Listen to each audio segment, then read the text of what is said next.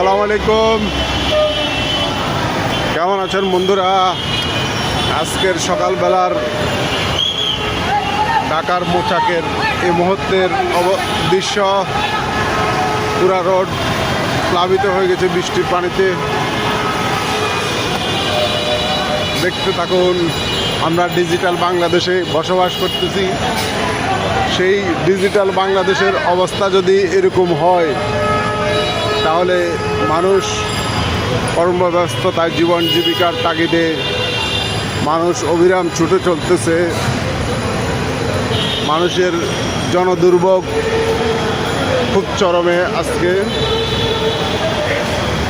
ব্যস্ততম এরিয়া পানিতে প্লাবিত হয়ে গেছে বৃষ্টির পানিতে। ওকে, ধন্যবাদ বন্ধুরা, আবার দেখা হবে নেক্সট কোনো ভিডিওতে। আসসালামু আলাইকুম।